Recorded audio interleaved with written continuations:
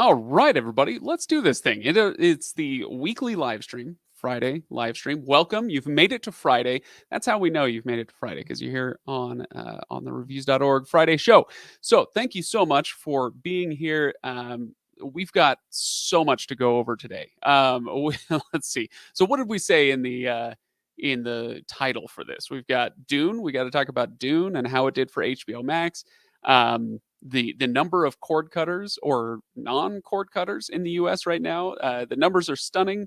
Year after year, we keep seeing the numbers, and it keeps blowing my mind. And we'll talk more about that. We're going to talk about, let's see, HBO Max launched in Europe, Roku versus Google. There's so much stuff. So we're going to be going over a lot of those things today. Let's see. Good morning from William. You must be on the West Coast. We just flipped over to afternoon for me, but yeah, it's nice to see you. Let's see. Shoaib says we're in for a spooky live show. No, that was last week. We talked about horror movies last week. I will say that I did watch a horror movie this week, but I have a few more that I want to watch over the next couple of days. Now that it's Halloween weekend, yeah, I'm going to at least partially fulfill my promise from last week to watch some of those horror movies. But today's live show will not be very spooky, so I'm sorry if that's disappointing. Robert Fletcher, longtime viewer, first time live viewer. There you go. I like that. Well, it's nice to have you here, Robert. Glad to see you supporting the channel. Really appreciate you being here. Sylvia, hello. Aviar. Hello. I mean, you've been here for a while, but I don't know how to pronounce your name, so I'm sorry for messing that up. Hodgepodge Alley, what a fantastic name. Welcome everybody. So, yeah, as we get started, first of all, I'll just remind everybody to head to the giveaways page, reviews.org/giveaways. Let me find out what I can. Oh, that's a problem. I got signed out of Slack. Slack is very intense with its sign-in credentials. Oh, really? Oh, great. Okay. Okay, we're gonna try this again because I want to find out who won the giveaway from last week. So give me just a moment. I'll see if I can make this happen. Okay. But you know how Slack be difficult sometimes. Okay, there we go. All right, I think it's working. Now we can get in. We can get some info on this. Once I get this, we'll get down to the news of the day. But yeah, I want to find out who won the giveaway this week. I'm sure you understand. All right. So let's see. For the Shudder subscription, I guess this is one way it will be a spooky live show. Shoaib, this week we're giving away a 1-year Shudder subscription. So if you're a big horror movie fan, this will be awesome for whoever won it. And in this case, this week, it was Leonardo Leon.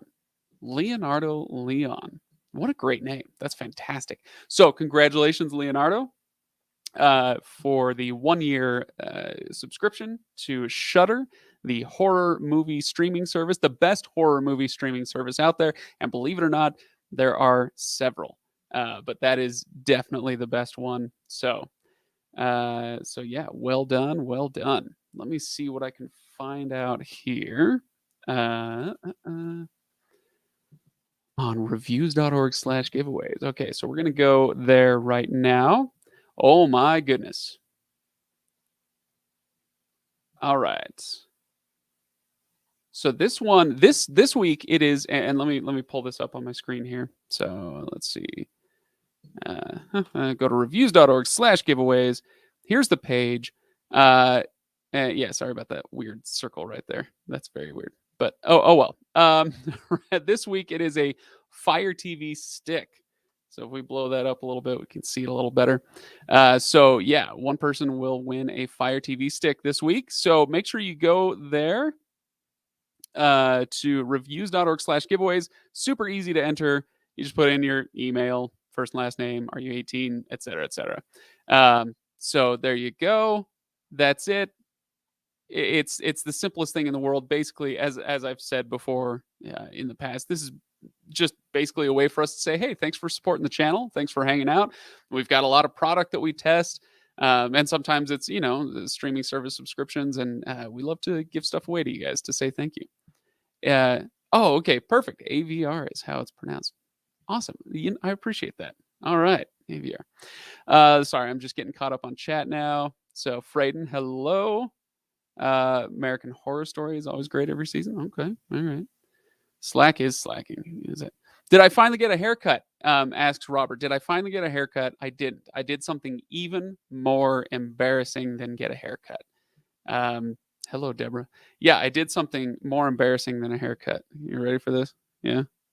Oh boy, there it is. The man bun. I kind of gave up a little while ago, and I was like, you know what? It's that long. I'm a man bun guy now. At least sometimes when I want to keep my hair out of my face. So yeah, there you go. Anyway, all right. So that'll do it for the giveaway stuff. Make sure you go check that out. And once again, thank you all for watching and for supporting the channel. Now, let's talk about some news. News of the day. After we get distracted with more man bun talk. Okay, so let's see where to start. Let's talk about. You know what? Let's talk about let's talk about the big one. A big one. These are all kind of big. There was a study by the Leichtman Research Group. The Leichtman Research Group finds that, and this. Okay, so let me pull this up on screen. I can kind of show you what I'm looking at here. This one was on cordcuttersnews.com. As you guys know, I often check cordcuttersnews.com. They're great. They also have a YouTube channel. We like them. We hope they like us. Yeah, they do some good work over there. Just kind of keeping track of the landscape. So let me see if I can pull this page up here. Cord cutting continues to revolutionize the media landscape. All right. 71% of TV households nationwide have some form of pay TV service. So when we're talking about this, this is basically like non-cord cutter stuff. Okay, cable, satellite, etc. The latest figure is an 11% decrease from 2016. 11%. Okay, let's do some math. Okay, can we do some math here? Let's see if I can pull up a. Okay, let's do some math. We've got. Let's see how it's three. Well, that's how many households are in the U.S. Okay, there are. Let's call it 130 million households in the U.S. Okay, so 130 million households in the US. Okay, and let's see, we dropped 11% of TV households nationwide in the last 5 years. 11% of them dropped their cable or satellite subscription. Okay, so here we go. So let's see, times point, what did I say? 11%, 0.11. 14.3 million households dropped cable in the last 5 years. That's incredible. Okay, so somebody was asking me a while ago. They said they asked what I do for work, and I do a few different things. I've got a few irons and fires, et cetera, et cetera. But I said one of the major things I do is create YouTube videos for this channel, Reviews.org. What do you review? And I said, well, my niche, my thing is streaming services and devices. And they looked at me like, there is no way that you could support a whole channel just talking about that stuff. And this is the kind of number that I showed to him. I said, you wouldn't believe, it's 14.3 million people or million households. So, more people than that, but 14.3 million households in the last 5 years either dropped cable or didn't sign up in the first place. Because, it goes on to talk about different age groups. Obviously older adults have a higher share. Let's see. Yeah, anyway, so yeah, it goes on to talk about age groups, but I'm like, no, there's so many people out here into the streaming issues, and they want to understand why I need to pay this service and why I can't pay that one anymore, and why I can't I just sign up for Netflix and call it good? That's what I used to be able to do years ago, and well, that's not quite good enough anymore. And we should talk about HBO Max here in a second, but yeah, I am curious what you guys have to think of that. Math is hard. It's a show. That's true. Math is hard. That was more like arithmetic. Um, anyway, okay, so this is here we go. Am I considered a cord cutter? Asks Robert. I wanted to, but my wife didn't, so we compromised with AT&T TV, which is now DirecTV Stream. Yeah, it's a good question. It's a very good question. Um, there are a few elements that go into this, because with something like DirecTV Stream, um, it's insanely expensive for a cord cutting service, but it is a cord cutting service. But yeah, okay, so it's very expensive. I think their cheap packages run like, and forgive me, I'm going off the top of my head here. It's like $80 or something like that for their base package. But if you want to get the good stuff, it's like $90 a month, and if you want to get all the good stuff, it's 110. And at a certain point, you're just like, my good lord, I'm paying how much for for something that I tried to quit a while ago. So it feels DirecTV Stream and things like that. They feel very much like what you used to pay for with cable, because you're getting a lot of the same channels. It's just being delivered a different way. So that's one element of it. It's being delivered a different way. So that's one thing that makes it count toward cord cutting definition. But the other thing is a lack of contracts. And I've got to go look up and make sure I'm right about this, but I'm pretty sure DirecTV Stream falls into this, where you don't have yearly contracts, or heaven forbid, a 2-year contract with satellite. It's all month to month. You quit anytime. You can hop between services, et cetera, et cetera. So that the lack of being locked down by contracts is also something that goes into what defines cord cutting for me. I'm sure there's some official definition out there, but anyway. So are you considered a cord cutter? Yes, you are. If you've got DirecTV Stream, I believe you are. So cord trimmer, yeah, there you go. Dish is trying to get their trying their best to get back. Yeah, I don't say this because don't take this to mean I don't like that satellite TV exists. That's not the case. I think satellite TV for a long time was this amazing technology that brought information and entertainment to places where you couldn't possibly lay a cable line. It's fantastic development, but it is outdated and it will kind of die away. Much to the chagrin of something like Dish. So what Dish wants to do, yeah, they'll put on this epic $65 a month price tag. Like, oh my gosh, I can get it for how much? And then you look at the fine print, and it's like, well, that's for the first year of your 2-year contract, and then the second year, it's $200 or whatever. I don't know the numbers, but yeah, that second year price hike. I used to do a lot more reviews of satellite TV companies, Dish and DirecTV. I don't do those as much anymore, but when I did that, I was always shocked at the price jump from the first to the second year. So yeah, it's a whole thing. Oh, interesting. Okay, so William Mack is saying it's a 2-year price freeze. Huh.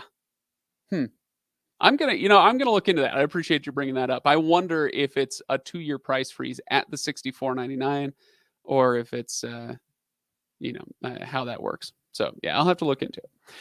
Okay. It did have a contract. Oh, interesting. DT. You know what? We're looking this up. DirecTV Stream. That would be bananas to me if they had. Oh, okay. This is stupid. Never mind. I can't look it up because AT&T has a bad website. Okay. Man, that's crazy. $139 for everything with DTV Stream.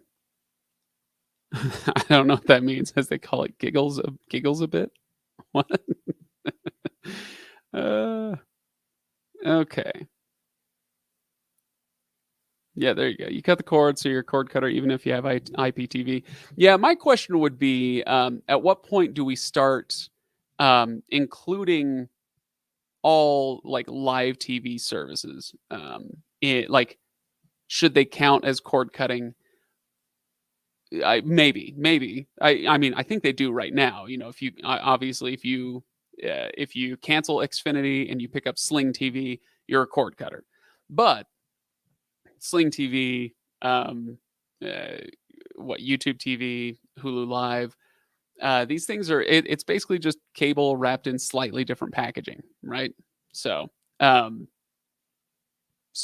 I'm much more like in my mind, in the depths of my soul, it's easier for me to consider somebody a cord cutter if uh, they use only on-demand streaming services like Netflix, HBO Max, Disney Plus, whatever.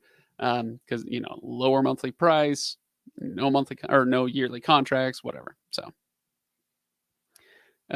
there you go. That's what I thought I remembered. No longer has a contract for new customers. Okay. Anyway, so I just thought that was interesting. It's always fun to see kind of where the movement is at, where we all fit in with it. How it's how many of us are cord cutter hipsters. You know, back in 20, I think I cut the cord in 2016, if I recall correctly. I think it was 2016 when I called up. I was with Xfinity at the time, and I called them and said, "Hey, I want to switch to internet only." And at the time, it's panic and, oh, let me get you to our retention department, and they threw some deals my way, and which frankly I appreciate. Yeah, hey, you value me as a customer, you want to keep me around, sure, throw some deals my way, that's fine. But ultimately, I was like, no, I'm doing this. This is happening, and nothing you say will get me to keep my TV package. So I cut the cord. And now I haven't had to make a call like that for a while, but I was talking to a friend of mine who cut the cord last year. Said he called up same company, called up Xfinity and said, "Hey, I'm going to cancel my TV package." And the guy on the other line was just like, it didn't even phase him. He was like, "All right, no problem. Yeah, basically, we get this a lot," was the tone of voice. So yeah, they switched him over to internet only. And of course, they have other products. They said, "Hey, let's get you what's the Xfinity box? Flex, the Xfinity Flex." They try to get them on other things. Um, so there you go. Yeah, there you go. Yeah, that's right. I'm a streaming hipster because I'm just a hipster, apparently. Man buns, IPAs. What are some other like super hipstery things? I don't know. You guys will have to tell me. I'd love to go strictly on demand, but I also want to stay married. So, my question, and this actually gets into something that I talk about fairly frequently. I do this every once in a while. What I'm curious about is what your wife. So, did you say it was your wife who wants to keep the TV? Uh, what does your wife watch? What are the shows that she wants to have on? Is it background noise? She just kind of wants to have something going in the distance. Does she get really into reality TV? Um, does she is she watching cable news? Is it sports? What is that thing? Because with most of those, I can answer that really quickly and easily, uh, and say like cord cutting is still a thing. So, um, let's see. Like Sylvia says, it's too complicated. You know what? That and sorry, I'm going to come back to Robert's thing. This is honestly the best argument against cord cutting. If we're all being very frank about the situation, this is the best argument against cord cutting. When you've got let's go back to our Xfinity example, because it's a company that I stayed with for over a decade. There's a reason for that. So I like them, for what it's worth. I have no problem with Xfinity, but they are a big one, so I get to use them as an example. So let's say you sign up for cable and TV and internet through Xfinity. Xfinity sends you one bill every month. Now it may be a slightly complex bill with all the hidden fees and whatnot, but it's a single bill. You pay them, you get every channel ever, right? It's the cable and satellite packages nowadays have what 300, 400 plus channels. So you get every single channel you could possibly want with one bill, good internet access, presumably depending on where you're at, right?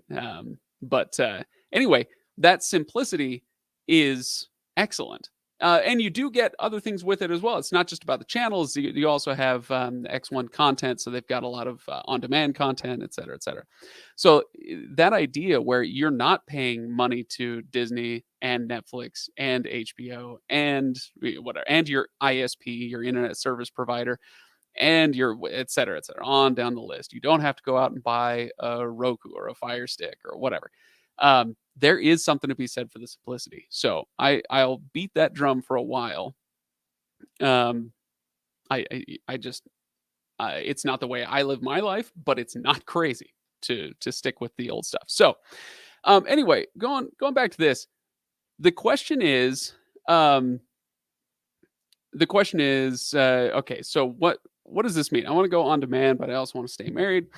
So okay, so Robert says she wants background TV. And yes, it's too complicated. So I tried to get her to go to Pluto TV, but too much work. Okay, so here's my question. My next follow-up question for you, Robert, is what kind of TV are you using? Is this an older, non-smart TV, or is it a smart TV? Because if it's a smart TV, let's say it's a Fire TV or a Roku TV, like the one I've got behind me. In fact, you know what? Yep, here we go. Okay, let's say it's a Roku TV. You pop on the Roku TV, and boom, there you go. You've got this menu, and yeah, you can turn on like your live TV, whatever. Usually, if it's you're signed up through say Xfinity, then you'd have to pop into one of these inputs to get to that screen. And I apologize, I don't have it. I don't have it pulled up here on my screen. I don't have that screen sharing set up yet today. But anyway, my point being, if it's a smart TV, then there's no complexity at all. You just go down to Pluto, you hit the button, it turns on Pluto TV while I mute the channel, and that's it. Like it's no more complicated than getting to your cable provider if you use Pluto TV on a smart TV. If it's a non-smart TV, then we've got some issues where, okay, I got to plug my Roku in, and then when I turn on my TV, then I have to go to a different input. Then I have to go to Pluto TV and figure out how to navigate that whole thing. So that's why I say, it's Pluto TV.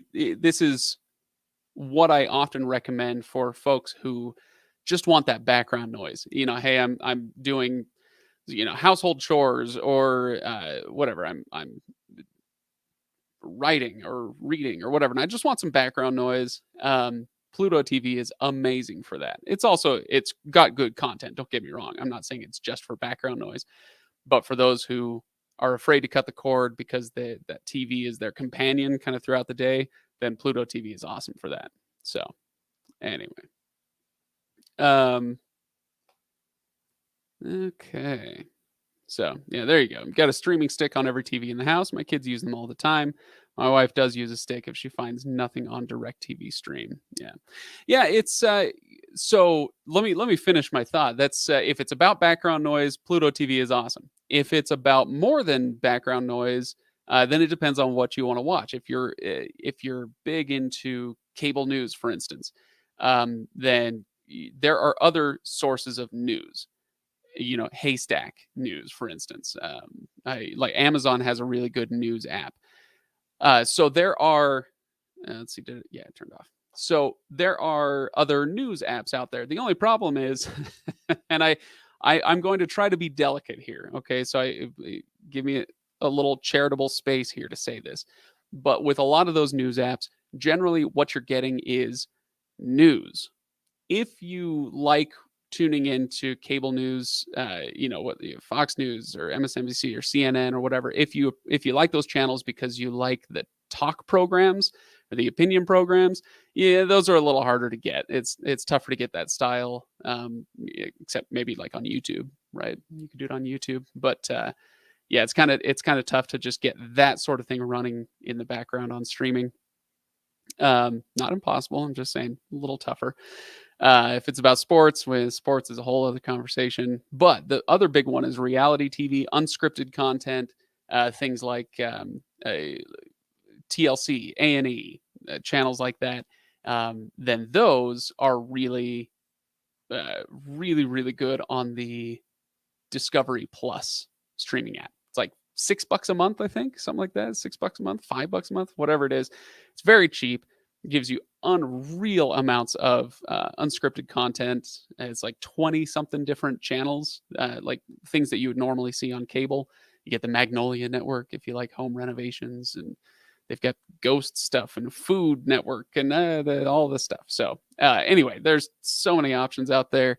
So when if somebody says it's too complicated and I don't want to learn a new system, then I say that's totally fair, but you will have to at some point, within the next decade, easily within the next decade, maybe in the next 5 years, you're going to be kind of forced to learn how cord cutting works. So might as well do it now. That's my thing anyway. All right. Yeah, this is actually a great example. Russell, fantastic parallel here. Just as complicated as when they got their first cell phone. I remember getting my first smartphone. It would have been, let's see, I got married in 2008. So I think I got my first smartphone in like 2009, maybe. So yeah, the iPhone had been out for a couple of years, and then Androids were just becoming a thing, and they were a lot cheaper. And I was a college student, so I got an Android. So, anyway, I remember getting my first Android, and that thing was it took some time to learn.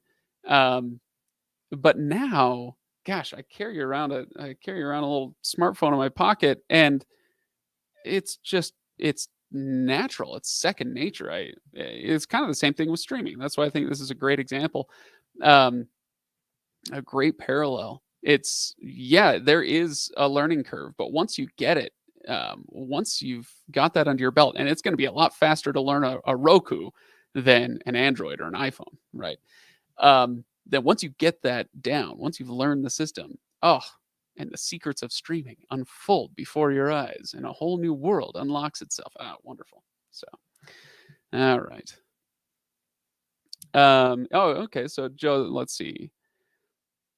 Joseph just quit Xfinity TV. Wife is learning to use Roku and doing well. With all the prices going up on streaming services, I think Xfinity is going to wait it out and people will start coming back.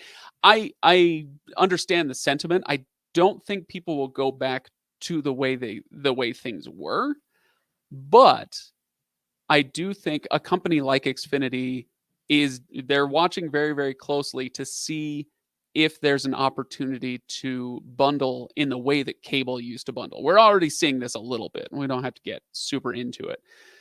But something like the Disney Plus, ESPN Plus, Hulu bundle, right? You get these services all bundled together, and that's all within the Disney Corporation. You could see some, and we are seeing some companies kind of starting to play nice and doing bundles with each other. So we could see, with all this stuff in flux, somebody like Xfinity saying, "Hey, we're gonna pull in all these services. We have the brand recognition, we have the market penetration. We're able to put together a really cool bundle with."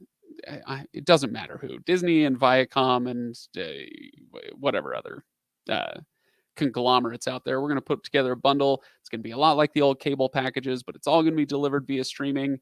It's going to be called Xfinity, and we're just going to we're going to take our 2% cut off the top, and then whatever. Like I could see something like that, but it won't go back to the way it was. But yeah, I could see some kind of reversion happening. My wife doesn't know what to do without a guide button. There is a guide button. It's called the back button. Oh, yeah. Let's see. Yeah, yeah, Peter is so this actually gets so one of my non-streaming pet peeves. I mean, this just applies all over the place. You're 82 years old. You learn quickly. It's not difficult. I mean, that's relative. Maybe you're a genius, Peter. For all I know, you're a genius. But yeah, no, I think I agree. It's generally fairly simple. But really, it's just about deciding to put in the time and effort to learn a thing, right? So I have this with languages. There may be. I think there's something to the idea of brain elasticity and being able to learn better when we're 5 years old versus 25, 35. But for me, it's always been no. You're willing to put in more time to learn a language, and you're willing to look like a fool to learn a language when you're a little kid because you don't know what it means to look like a fool, and so you learn much more rapidly that way. If we could let go of our pride and put in more time, we could all learn languages. But anyway, but it's the same thing with something like Roku. It's like, yeah, you just got to swallow your pride, take a little time, learn it. It's not that bad. So, all right. All right. Oh, you know what? Okay. So, Liam, welcome, Liam. I'm going to get to you in just a moment. Okay. I'm going to get to you in just a second because from across the pond, that is something we're going to be talking about. But first, let's see. Let's take this question here from Ruslan. What is the minimum speed you would need to stream in two TVs and use two laptops and a tablet? Oh boy. Okay. So let's see if I can come. Um, okay, I'm making sure I can find the right page, and then uh, okay. Oh, I can't find it anymore. They used to have this really cool tool. Um, there was a tool on highspeedinternet.com. So I'll show you what page I'm looking at now. You know what? Let's try.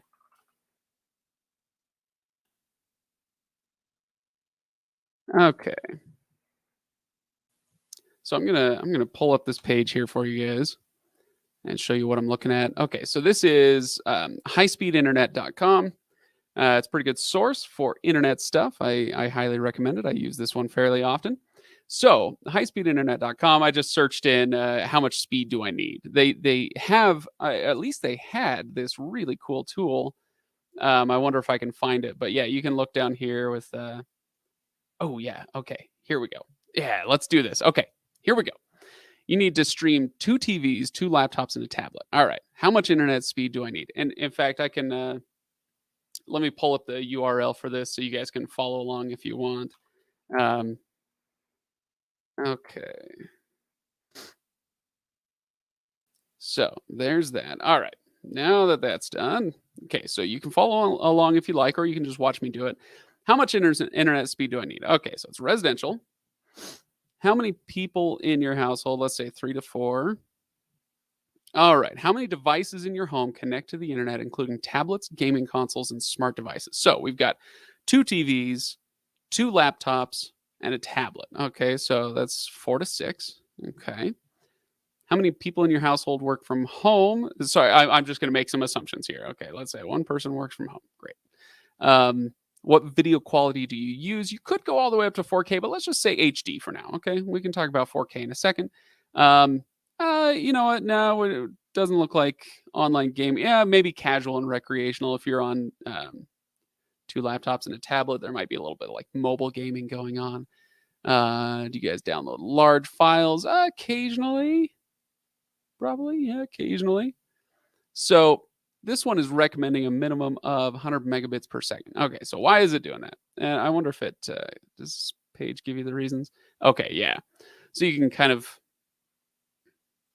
see what they're talking about here. So here's what you would need: like streaming HD video on a few devices. Maybe two TVs are going at the same time, and you've got a laptop. Somebody's watching, HBO on their laptop. So streaming HD video usually takes like 8 to 10 megabits per second. something like that, maybe a little less. 4K videos, 25 megabits per second. So every device that you have simultaneously streaming 4K, that just takes it way up. Anyway, so this is a pretty cool tool, and it kind of gives you an idea of why it's breaking it down the way it is. Now, I will say 100 it says 100 megabits per second minimum speed recommendation for you. I would say, based on what just the bare minimum of what you told me, I don't know if you're doing 4K or whatever, but based on what you told me, this would be more than enough. You could probably get away with like 50 for a household like that. It's just, I think one of the reasons they end up recommending a little bit more is because um, you get things like high traffic times. So if you're on like cable internet, then the hours from 7 p.m. to 12 a.m., I guess, from 7 to midnight, it's a high traffic time, tons of people watching TV. The Netflix usage or HBO Max usage is through the roof. And so that slows down your connection because you're sharing a trunk line with a bunch of other people on in your neighborhood. And so it slows down everybody's connection. And so if you have a higher connection and it's lopping a certain percentage of that off, you won't get slowed down quite so much during those peak hours. Anyway, so I think that's probably why it recommends a little more than is strictly minimum. But anyway, so yeah, it's a cool tool. You guys should go check it out and see what you think. Okay, so all right, where was I? Oh, that's right. So Liam sends love from across the pond. Love from across the pond this way, I guess. Whatever. Anyway, so this is some pretty cool news that came out a few days ago. This is 3 days ago. So let me pull up this. Page here so you can see it. All right. HBO Max launches in Europe with limited 50% off deal. So I don't think it's hit the UK yet. And Liam, based on the name, Liam, I'm guessing you're in the UK. So I don't think it's hit the UK yet, but this means that it's coming. If it's not, is HBO Max in the UK? Maybe not. Anyway, but now it's launched in Europe. So 3 days ago, they launched in Europe, to the Nordics and Spain. So those are, and eventually they'll hit 27 territories in their European rollout. So let's see, today through November 30th in those locations, HBO Max is offering half off their subscription. So it's just, most of our audience, most of you watching are in the US. And so you might be thinking, who cares, whatever. But it's kind of, it affects us in the US because if a company is able to establish a worldwide footprint the way Netflix has, it can kind of bolster and support, like each market can bolster and support the others. And so, why is Netflix able to pump out so much content? It's not because they have as many US subscribers as they do. It's because they've just about reached market saturation in the US. It's because they keep growing worldwide. And so because of that, Netflix has so far remained dynamic and they put out just a ton of content. Prolific is the word I'm looking for. So anyway, so yeah, like I said, this may not be like of day-to-day interest for those streamers in the US, but it's still something that you want to keep an eye on if you like. Oh yeah, here you go. Here's your list. If you enjoy streaming with some of these companies, so I love HBO Max. I think it's my kind of daily driver now. It's the first thing I log into often when I turn on the TV to check what's going on. So anyway, so I'm interested just to see what the future of HBO Max is as it continues its worldwide march. So there you go. All right. Let's see what else we got. All right. Yeah, Liam, you're from London. Well, howdy. As we say, nowhere near where I live. So I used to live in France for a while. One of the most fun things that I would tell people, they'd say, where are you from? And I live in Utah, right? Around the Salt Lake City area. I'd say, Utah?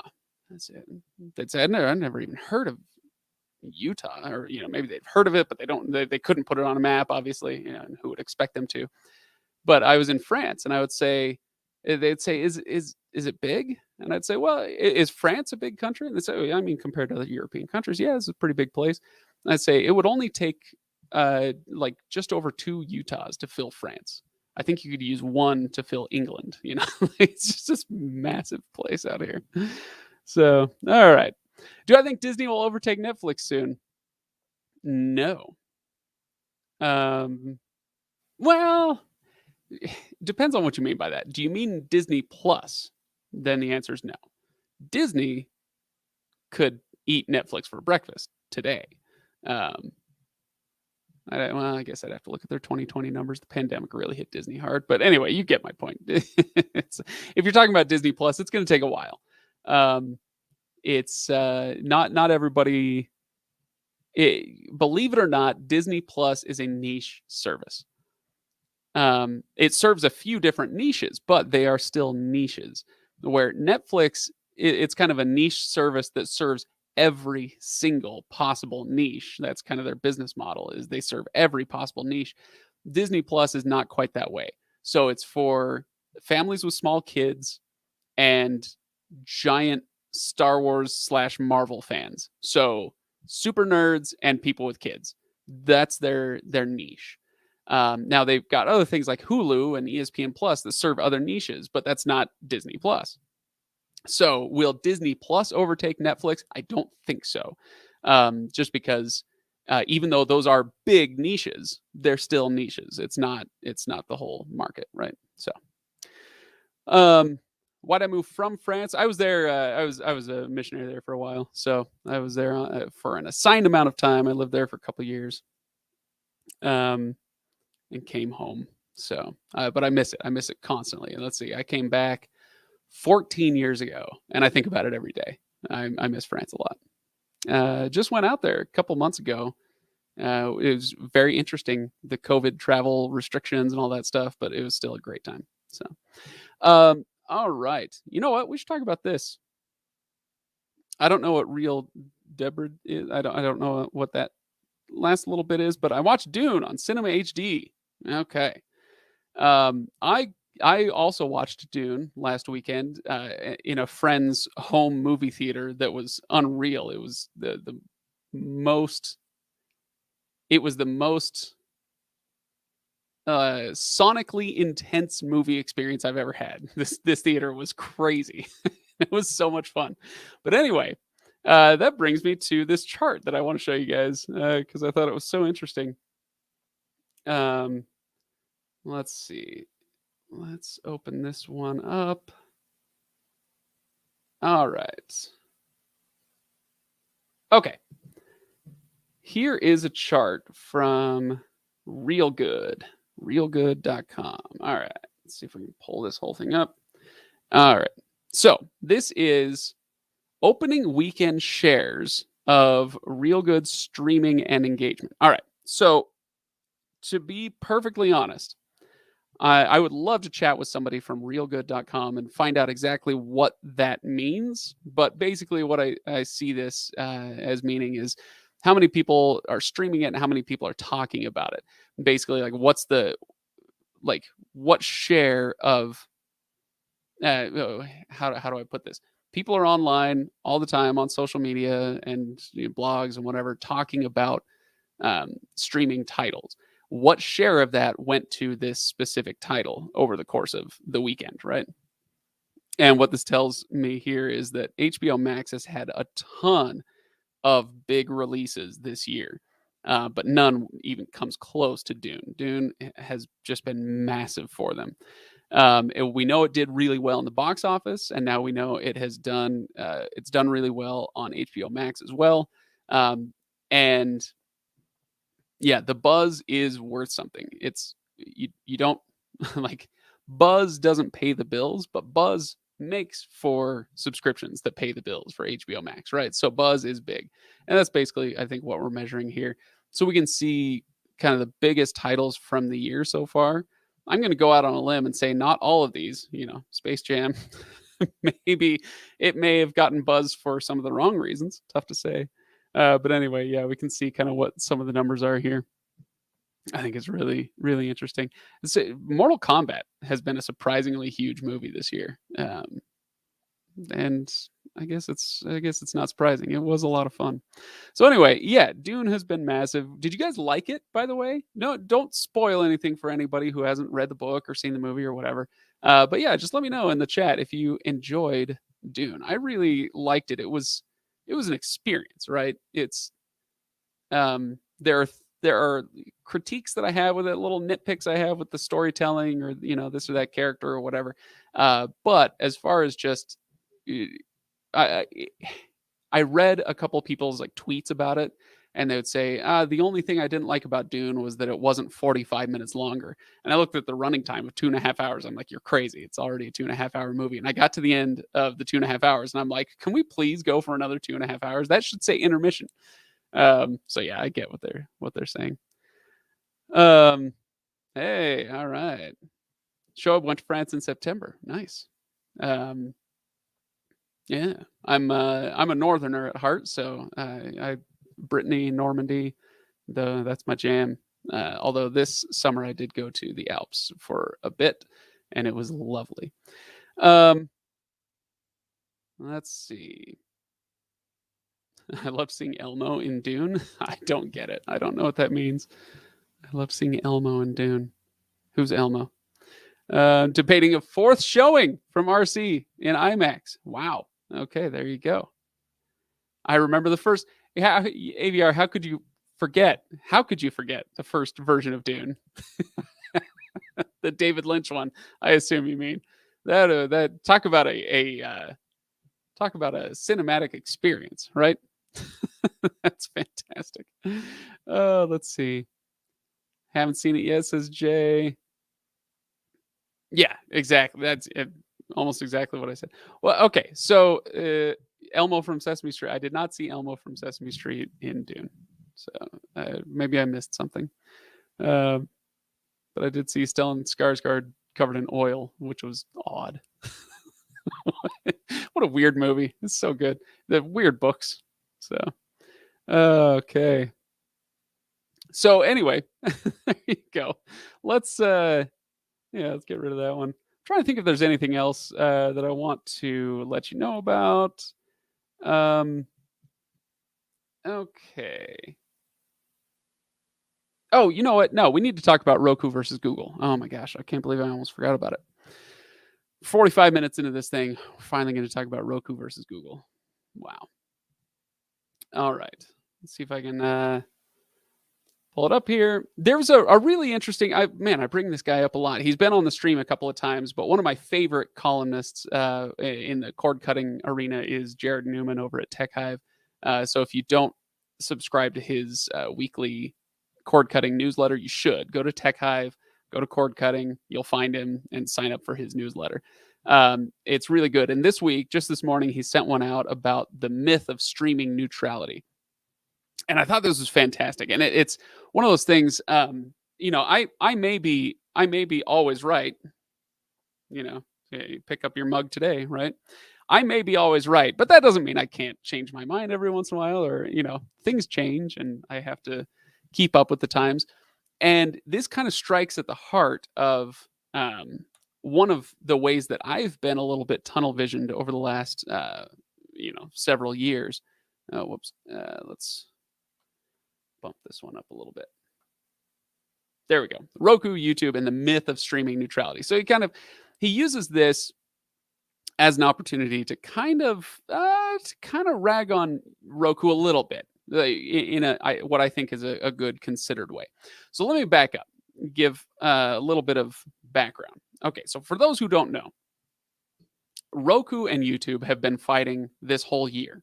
Started earlier this year when so they have a contract for YouTube and for YouTube TV, those two apps on Roku's OS, on their app store.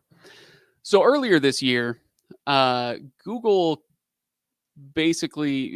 and Roku got in a fight, and Google did not renew its contract for YouTube TV on Roku. So what that meant was that, and this continues today, if you get a new Roku device, or if you have an older one and it's got the YouTube TV app on it, you can't download the YouTube TV app on your new Roku device. So if you already have the app and you delete it, you can't re-download it.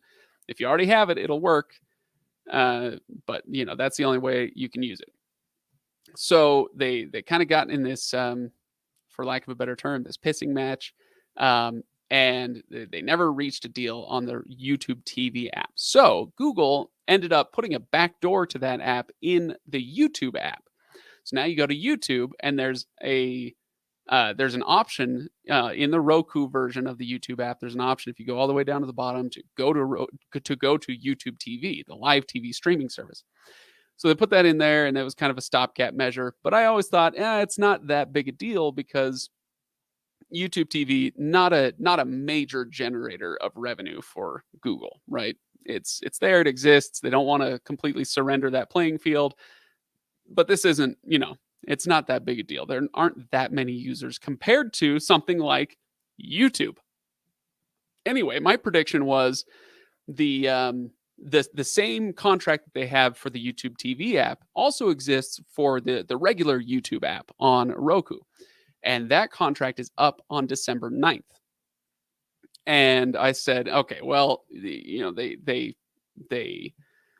kind of got into their, I'm trying to think of polite ways to say this. They got into their argument earlier this year over YouTube TV, and they let that spiral out of control. And I said, there's no way that's going to happen with YouTube, because it's just too massive. Roku can't afford to lose the YouTube app. Well, here we are. We're just about a little under a month and a half away from that contract ending, and now they're in another spat. So if we basically, what it comes down to is Google says, "Hey, Roku wants special concessions, and we're not going to give it to them." And hey, we're Google. We have the weight to throw around, so we can do that. Roku says, hey, Google wants special concessions, and they're big, mean bullies. And we're just trying to be this like neutral platform for people to watch their streaming stuff on. We're trying to be neutral, and they're being bullies, and how dare they? Well, okay, so that's the state of things now. And I'll just finish, where things could go, and then we'll get back to this this article over here on Tech Hive. Anyway, what was I saying? Oh yeah, so that's where we're at. They're still arguing. They're sniping back and forth. The PR departments. In fact, if we go, there's you can go to the Roku October 21st statement that they put out. Basically, I'm not going to read this whole thing, but basically it's like, hey, we're awesome and Google is stupid, and we want to be neutral partners for everybody. Well, yeah. Roku's strength. Now we get into this article, the myth of streaming neutrality. Roku's strength for years has been its neutrality. And I've said this a lot over the years. I don't take back any of it. That was when their major competitor was Fire TV and then Apple TV. This was their big selling point was, hey, we don't care if you use Amazon products. We don't care if you stream through, Google or Apple or, whatever. We don't care who you use. You use Netflix. You can use Hulu. You use whatever. We're going to, every time you search for a title, we're going to show you the cheapest places to watch those things and be neutral about it. We show no favor toward any streaming service. Well, like I said, I stand by that, at least for the last few years up until recently. And this is why I say, oh gosh, I needed my mindset to shift, and I'm not sure it shifted quite fast enough, where Roku is at this point. Here, let's blow that up a little more. At this point, Roku is as much a streaming giant as anybody else, and they see the writing on the wall that it's all about content now. And so they're pushing the YouTube, or sorry, they're pushing this Roku channel really, really hard. And so the idea of them being neutral is just gone now. It's completely bunk. And you can go through this article. In fact, I'll go ahead and um, let's grab that URL for you guys. I'll grab this URL so you can go check out the article. And if you want to subscribe to his newsletter, just go to the bottom of that page. But it goes through a few reasons why this is really stupid. Roku pushes Roku content. Of course they do. They have their own original content now. They have their Roku channel. They just had a new they've got a new push. I want to see if it's up here yet. No, I don't have it here. I apologize. But right now, I think it's through November 30th, if I'm remembering right. You can go on the Roku channel. You can sign up for premium channels like Stars or Epics or whatever. You can subscribe to those through the Roku channel, and they're giving a massive deal on those right now. I think it's like 30 days of free streaming on a bunch of different premium streaming services. So anyway, they're making this push where they're like, no, we're gonna make the Roku channel a thing. So of course they're not neutral anymore. Anyway, it was a really interesting article. I highly recommend it. Yeah, please go check it out. Go show Jared some love. He does great work over there. And then, yeah, like I said, you go down to the bottom, blah, blah, blah, blah, blah. There is no neutral. There you go. Yeah, sign up for Jared's Cord Cutter Weekly newsletter. After you subscribe to our channel here, then yeah, go do that. It's if you like hearing about cord cutting issues, then he's one of the best, I think. So, anyway, so now the question is, what's going to happen with the deal going forward? My prediction has always been they're going to figure this out because Roku can't afford to lose YouTube. And I think some of you agree with me. So let's see. Robert says, I think the Roku YouTube dispute will hurt Roku more than Google if it continues. And I 100% agree with that. Let's see. I believe that Roku has much more popular competition than YouTube.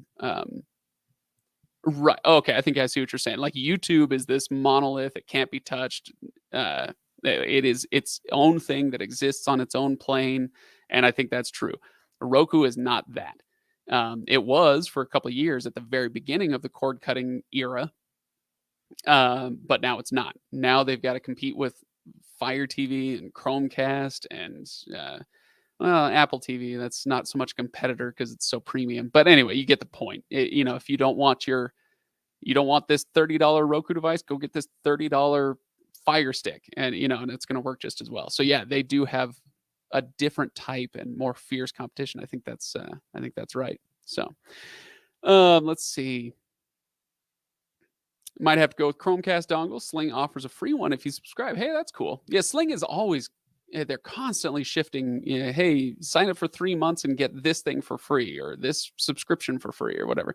So I stopped keeping track of those a long time ago because they change them like monthly. Yeah, I love my Chromecast. Let's see. I've been using, you guys can kind of see that. Sorry, that microphone's a little bit in the way, but this streaming setup, I've got the Fire TV Cube, I've got the NVIDIA Shield, Apple TV 4K, and on the other side of it is the Roku Ultra. And out of all those, I've been using the Fire TV Cube and the Apple TV most for the last couple weeks. But I have a bone to pick with the Apple TV 4K. Maybe in a different video. Anyway, let's see. What else do you guys have to say on this? Okay. I love that Roku Stream Bar lowers the volume of the ads. Yeah, it sounds amazing during shows and movies. Because does Google TV have that feature? That's a great question. Well, they don't have an integrated sound bar like that. So they do have automatic sound leveling, but I don't know if it's more or less effective than what happens on that Stream Bar. So that sounds pretty cool. When I turned on Roku this morning and went to Google, it downloaded again. When you went to Google, when you went to YouTube, yeah, I mean they're still probably pushing updates. They have to do updates for security and that sort of thing. So yeah, that could be what that was. Let's see. RC says Roku channel has decent stuff. Very impressed. Yeah. So my point in bringing all this stuff up is not to say that the Roku channel isn't good or that Roku is not a good platform. I still love Roku for a lot of reasons. And like you say, the Roku channel has decent stuff. Yeah, I think Roku is doing good work. I just put out a video this week, if you missed it, on the one thing that I think Roku needs to integrate. But for the most part, for what it is, I think Roku is a great system.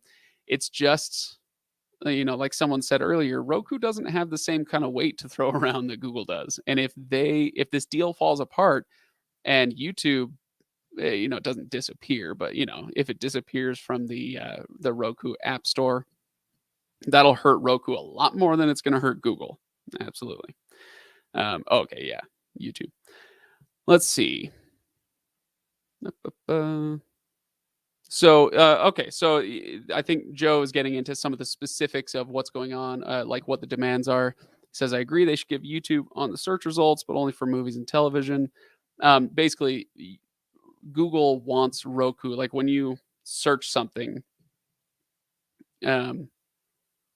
I don't know, Return of the Jedi. See what happens. Yeah, on this search results page on Roku, they want one of these categories, one of these lines to be specifically dedicated to YouTube. Which well, and there's some other things as well. That's one of the things they want. They want, if you're in the YouTube app. Let's see, where is my YouTube app? That's YouTube TV. There's my YouTube app. So if you're in the YouTube app and you search for something, and this is the weird part. Okay, so you're in YouTube. Let's let it get pulled up. Okay, I'll just search myself. Okay, that's safe. First of all, it looks like it's pretty slow. Okay. Reviews.org. And let's see what happens. So, okay, great. I'm in the YouTube app. I use the voice search and it keeps me in YouTube. So if I perform that same search just on Roku's homepage, then it would make that search kind of like we saw just a moment ago when I did Return of the Jedi. But now it's pulling up just results within YouTube. So this is the current state of affairs. And Roku is complaining that Google is demanding the current state of affairs in this case, where it's like, yeah, you're already doing this for them. If you want things to change, then say, hey, we want to change this and here's why. But they're not making that case. They're just saying Google is being mean and they want us to do this thing that we've already been doing for them for years. Anyway, it's all very, very strange. Oh boy. Okay. It's good. Good question. Okay, let me address this. Well, actually, so Mo Better Breaks, hang in there. I'll address that in just a moment. This one, do you know offhand what the current subscriber base is for YouTube TV? Okay, I don't. A few million. Let's see. Okay, so as of earlier this year, Hulu Live is still outpacing by a wide margin. It looks like Hulu Live is at 4 million as of February. I could probably find later numbers. This is just a quick Google search. About a year ago, YouTube TV was at 3 million subscribers. So, yeah, they're probably lagging behind Hulu Live by about a million, give or take. And I haven't heard that those numbers have jumped significantly in the last year or so. So, yeah, it's a good question though. With cord cutting, I think a lot of you are in the same boat that I'm in, and I think this is very common across cord cutting generally, where it's like, hey, if I'm going to get rid of Xfinity or whatever, or DirecTV or what have you, I'm going to get rid of my live TV service. It's because I want to save a bunch of money, and it's not just about the delivery system. And so the idea of signing up for Hulu Live at $65 a month, or DirecTV Stream at $90 for their premium package or whatever it's called, it's not very attractive. So we just give up live TV altogether and just do the on-demand thing. There's still ways that you can get live content. Yeah, if you need news or whatever, there's still ways you can do that. um, you don't need to pay it anymore. So I think that's what's happening is like I said, what was the number we came up with earlier? Over 14 million households in the U.S. have given up cable over the last 5 years, and not that many have re-signed up for a similar cable replacement package with like Fubo or Hulu Live or whatever. So, um, sorry, what was the other part of your question? Will Hulu Live, with it doing so well, do you think YouTube is in live streaming service for the long haul? It's a good question. That's a great question, and that's a tough one to predict. I don't think anybody is trying to win that space right now. Nobody is trying to become the Netflix of cable replacements, if that makes sense. Like the one service that everybody must have. Nobody's trying to do that because they all share the same channels, right? For the most part, yeah, obviously there are exceptions, but nobody's trying to do that. I think because the writing is on the wall for that style of TV, and so they're trying to grab what market share they can, but I don't think they're concentrating very hard on making live TV streaming a thing the way that every household had to have cable 30 years ago. So all right. Here, this is a good place to stop. My gosh, we've been going for over an hour now. Are you gonna do a Christmas movie challenge again this year? Yeah. Yeah. More official announcements to come, but yes. Yes, we are. Last year's was a rousing success, and it's so much fun. It's fun for most of us who kind of just get to talk about Christmas movies and and enjoy some fun live streams and whatnot. We do pick some winners for the Dream Job Challenge. You can go look up last year's. It was wonderful. And it's great for Reviews.org. We get to again thank people for supporting the channel, get our name out there. It's great, great way for us to do those sorts of things. So yes, we are doing it again this year. If you're unfamiliar, it'll be similar to last year. I'm still waiting on the official rules, but basically we had you got to watch 25 Christmas movies in 25 days, and then report back to reviews.org on how it went. And we choose a couple challenge acceptors to do it, and it's a ton of fun. So yeah, I hope you all stick around for that. It's going to be awesome. Let's see. So yeah, I'm gonna leave some other questions. I know there's some other questions going on, but I will just remind everybody for this week, go to reviews.org/giveaways. Right now we've got a Fire Stick. So if you need an extra Fire Stick around the house, or if you've been curious about Fire TV and never tried it and you want to give it a shot, whatever the case may be, there's a Fire Stick in it this week for you. So go to reviews.org/giveaways. Entering is the easiest thing ever. You just put in your name and email address basically, and you're entered to potentially win. So I will announce the winner of that next week, and we'll email that person and et cetera, et cetera. So let's see. I think we're gonna call it there for today. Let's see. I know there are a couple other questions here.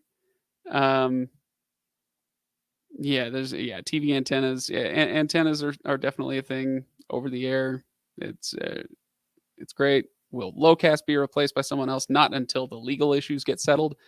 Lowcast didn't shut down because nobody was watching it. Lowcast shut down because of legal issues. And so until that gets sorted out, no, I don't think they'll be replaced. So anyway, hopefully that answers everybody's questions. This has been a very lengthy and very fun live stream. So thanks for coming to hang out this week. I'm going to go back here into the studio behind me and make another video for next week. It'll be a mystery. I'll leave this one mysterious, and you guys can watch it on Wednesday. Make sure that as you're watching our channel and supporting our channel, what does that mean? Supporting the channel. When you hit notifications, you can hit the bell icon, and then you're more likely to get push notifications on your phone. And then when you see these videos pop up, give them a look, give them a watch, give them a like, and if you're into the stuff that I do here on this channel, I really appreciate that. But I would also encourage you to go check out the others as well. They all do great work. There's Steve, Juan, and Tashaka. They all do fantastic videos. I often highlight Tashaka's because he's so creative with the way he covers cell phones, cell phone plans and phones and all this stuff. The way that he goes about it, the mobile tech coverage he does is very creative, very fun. I think it's as good as anything you'll find on channels with 5 million subscribers. He's just fantastic. So yeah, support the channel with those likes, subscribe, share is a huge thing. If you enjoy a video that we put out, then yeah, go share it on Facebook, share it on Twitter. Those help the channel a ton. So thank you again, everybody, for watching this week. Enjoy your weekend. Enjoy Halloween. Have fun. Be safe. Enjoy yourselves. And I will see you next Friday.